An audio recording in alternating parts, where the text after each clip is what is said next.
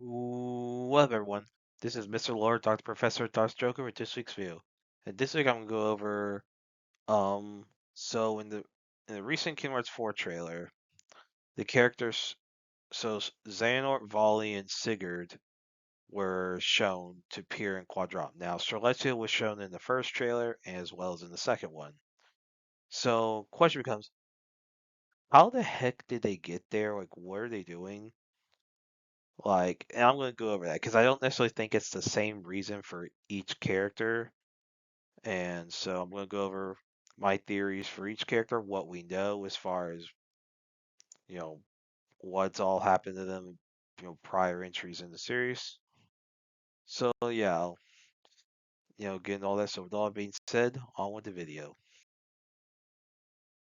So here's what we know about each character. So in Kingdom Hearts Key Union Cross, Strelitzia seemingly had a crush on the player, and she was, seemingly killed by the willful darkness inside Ventus's heart, but appeared alive and was taken to the Ark by Lucio. Now, how she was alive, I don't know. I do think that will be explained in Kingdom Hearts 4.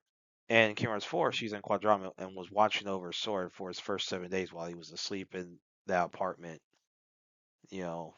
And it seems like she's going to be one of the major characters, you know, like in Kingdom Hearts 4. And so now, as far as Xehanort goes, so all known versions of Xehanort, like all 13 of them, died by Kingdom Hearts 3. And and young Xehanort appeared in the second Kingdom Hearts 4 trailer holding an umbrella over Sora. And now in Dark Road, it seems that Xehanort wanted a 14th life. Seemingly it's implied based on other entries as well. It's seemingly to explore unreality. Now, as far as Vali is concerned, Vali was killed by Baldur in Dark Road, but he appears in the second Kingdom Hearts 4 trailer. Yeah.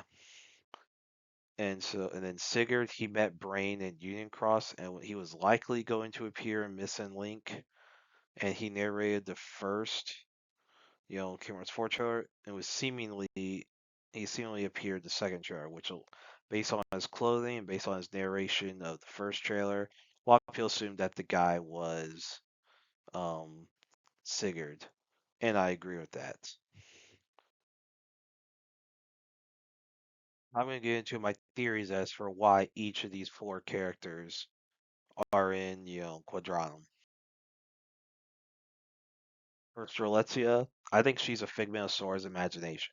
Now, as far as what happened in her first death, she was either crystallized or was taken to the final world or realm of darkness, and she was given a new body by Masters or Lucio.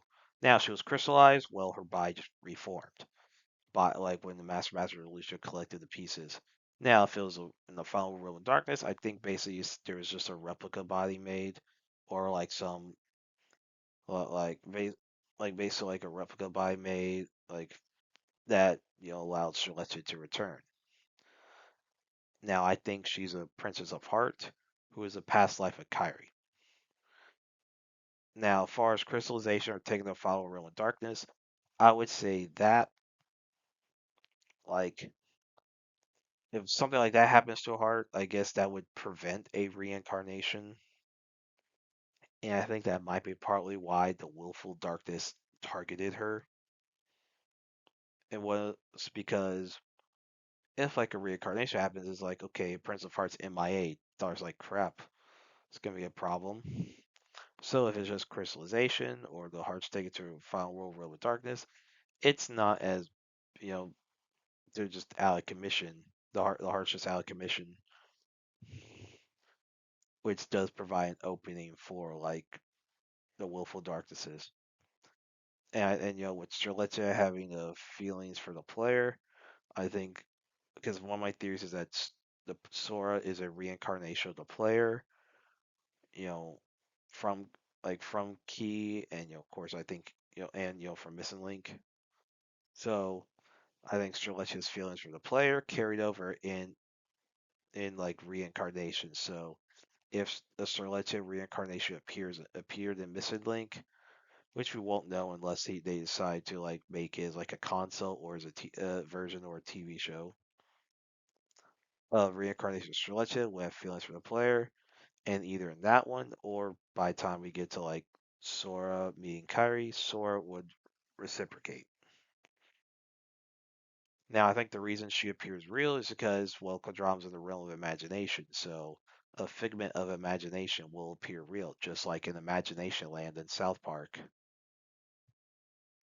And now another thing, if she was in the final world, like if she ended up there, that could provide clue as to how to help the nameless star. Like that could be interesting to see how that goes. Now, if like the realm of darkness is where she ended up, that could provide key as far as the nature of the lich. And so there's stuff that could happen that could be actually pretty interesting, like with Strelitzia, because there's a lot that can be done with her as far as like from a story standpoint. For Xehanort, I think this is a replica that Masters AR had made shortly before the Keyblade War to be Xehanort's 14th life. They references in Dark Road.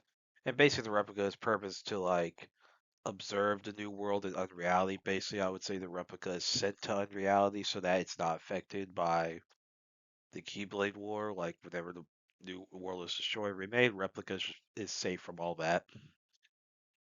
And I would say, case stains way wrong. I would say Masters AR told the replica that regardless of what happens, the replica's not to get involved, not to take sides, not to hold grudges if against like the Guardians of Light. So he won't hold a grudge against Sora.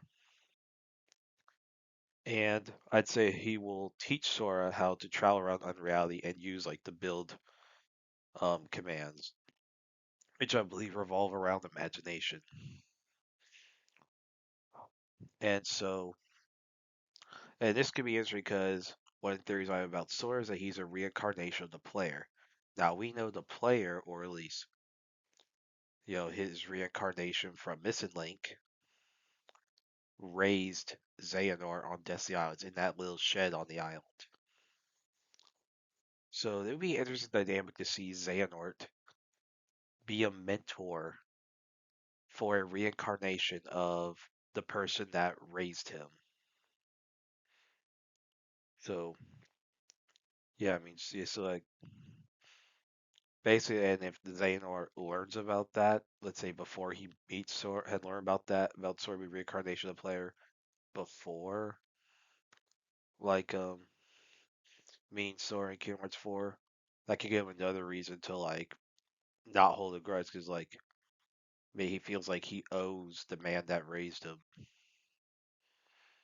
So that could be an interesting dynamic that could be explored in Kingdom Hearts 4. Now for Vali, I think his heart was either it was taken to by a lich to the like realm of darkness, or his heart ended up in the final world. And if it was in the final world, that could provide a clue as to like how to help the nameless star, and if taking real darkness, Volley could get maybe some insight about the lich. Like, because I think there's a lot more to the lich than what we saw in Kingdom Hearts 3. Now, the surprising thing is that it was Volley, like, and not Vidar, because Vidar was like the the leader of like the leader of the upperclassmen in Dark Road, and also you can have like of course the other one you have Balder. If Balder was in like it was like Volley. I mean, the design looks freaking cool. But I thought it would make more sense. I thought it had like either Hodor, Balder, or Vidar would have been the one who like appeared if someone from Dark Road appeared. And now I think how he ended up in Quadratum, I think the Master of the Lucio created a new buy for him and then took him from whether it was the Realm of Darkness or the Final World and sent him to Unreality. For what purpose? who knows? Um, we'll see exactly how things go in that regard. Now for Sigurd, so this will also tie to what I think part of the story of Missing Link would be. I think Sigurd was going to be the main villain of Missing Link. Like the main antagonist, he would be trying to change history due to, I guess, whatever, maybe he saw some stuff in the Book of Prophecies, whatever, that could connect to, like, maybe some plans he had for Brain. And I think that he'll be sent to, at the end of Missing Link, he gets sent to Unreality as punishment for time traveling too much. And that would, like, mirror Sora's story. So, like, and based on like seems like in the second trailer, he was like very calm, looking all smug, while like looked like the dark side was like attacking the city, while Sora's fighting the dark side. So like could hint at Sigurd maybe being like a villain. So I think Sigurd is actually going to end up being an antagonist based on what we've seen in the trailer. So I think, and since Missing Link was supposed to tie into Kingdom Hearts 4, and I think Sigurd is like a villain, and like I think he was the main villain, Missing Link, and so like Sora, he time traveled too much, trying to change history for whatever his exact motives are. I don't know.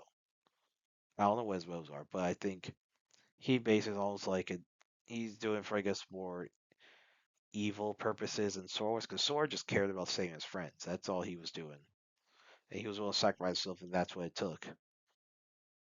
In the case of Sigurd, I don't know what his motives are. That would be interesting to see. I think Mrs. Link will get into that. Especially as I think some Missing Link stuff will get repurposed for Kingdom Hearts 4. And maybe, like, the rules that are mentioned by Xehanort in Dream Drop Distance regarding time travel, maybe Sigurd's actions help contribute to it. Like, to tell people, hey, if you are time traveling, like, if you absolutely have to, here's some rules you gotta follow so you don't freaking die. And maybe, like, people thought that, like, yeah, that Sigurd was dead, but no, he just ended up in the unreality because he made timelines fictional. So I was like, all right, if you're gonna make timelines fictional, you're now fictional. So it's gonna be interesting to see how like a villain mirrors Sora in regards to his like actions in Kingdom Hearts 3. That would be very interesting. And that's it. Do you like this video? Do you dislike this video? Do you agree with my theories for these four characters? For like why they're in Quadratum, how it'll affect Kingdom Hearts 4? Do you disagree? You can put it down in the comments, like, share, subscribe, all that stuff. Look forward to the next video.